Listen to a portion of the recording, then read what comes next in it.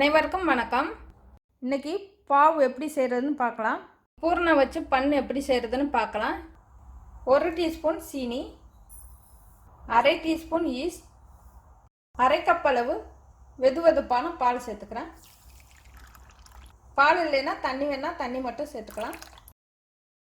கொஞ்சம் நொதிச்சு வர்ற வரைக்கும் மூடி வச்சிடலாம் ஒரு 5 நிமிஷம். கோதுமை மாவு 1 கப், மைதா வேணால் மைதா எடுத்துக்கலாம். நான் கோதுமை மாவு எடுத்திருக்கேன். மாவுக்கு தேவையான அளவு ஒரு அரை உப்பு சேர்த்துக்கலாம், ரொம்ப சேர்க்க வேண்டாம். 2 டேபிள் ஸ்பூன் அளவு வெண்ணெய் சேர்த்துக்கலாம். நல்லா நொதிச்சிருச்சு. எடுத்து வச்சிருக்க வெண்ணெய் இதிலே சேர்த்து கலந்துக்கலாம். இதை மாவில் சேர்த்து கலந்துக்கலாம். ரொம்ப மாவு இருக்காம கெட்டியாக இருந்ததுன்னா கொஞ்சமாக தண்ணி தெளித்து பிணைஞ்சிக்கலாம். மேலாப்பில் கொஞ்சம் எண்ணெய் சேர்த்து வைக்கிறேன். இப்போ இந்த மாவை இறுக்கமாக மூடிட்டு 1 மணி நேரத்துலேருந்து 2 மணி நேரம் வரை ஊற வச்சு எடுத்துக்கலாம். இதுக்கு பூரணம் ரெடி பண்ணிக்கலாம். சிவப்பு பீன்ஸ் தேவையான அளவு எடுத்துக்கலாம், தட்டைப்பயிர் மாதிரி இருக்கும். பருப்பு 1/4 கப் அளவு. இந்த பருப்பை ஒரு 4-5 மணி நேரம் ஊற வச்சுட்டு வேக வச்சு எடுத்துக்கணும். இல்லைன்னா சீக்கிரம் வேகாது, இல்லைன்னா நிறைய விசில் வச்சு வேக வைக்கணும். நல்லா அலசிட்டு குக்கரில் சேர்த்து கொலையை வேக வச்சு எடுத்துக்கணும். இது ஒரு நிறத்துக்காக அந்த பருப்பு எடுத்துக்கிறோம். இந்த பருப்பு இல்லைன்னா பாசி பருப்பு, கடலை பருப்பும் வேக வச்சு எடுத்துக்கலாம்.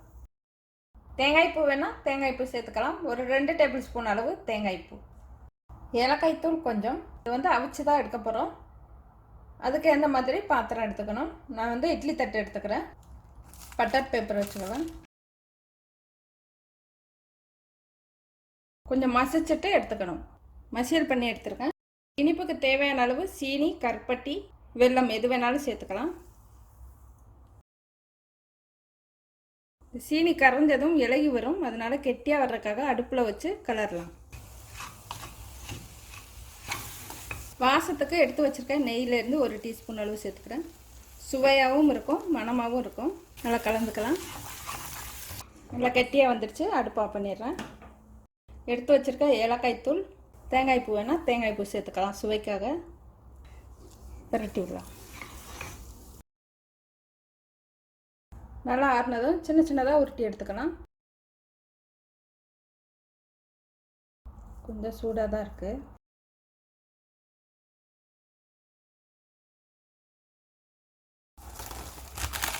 மாவு 2 மடங்கு வந்துடுச்சு.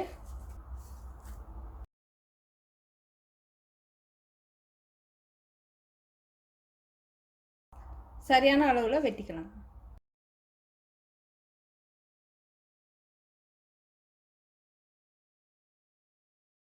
சப்பாத்தி மாதிரி சின்ன சின்னதாக தேய்ச்சிக்கலாம். எடுத்து வச்சிருக்க பூரணத்தை சேர்த்து உருட்டிக்கலாம்.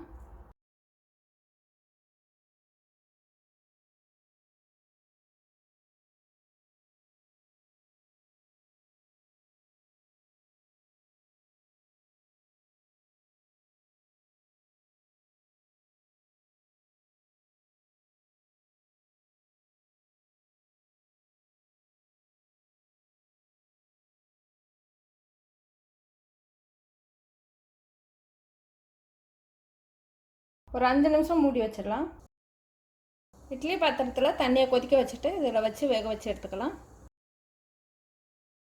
இந்த மாதிரி ஒரு துணி வச்சு கட்டிட்டு அதுக்கப்புறம் அந்த மூடியை மூடணும்.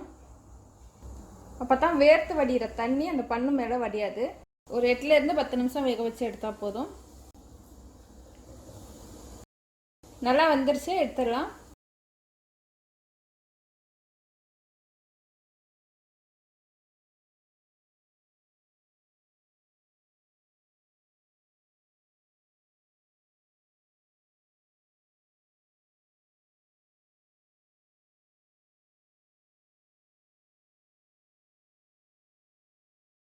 இது மைதாவில் செய்வாங்க, நம்ம கோதுமை மாவில் செஞ்சுருக்கோம். இது காலை மாலை டிஃபனாகவும் எடுத்துக்கலாம். நன்றி.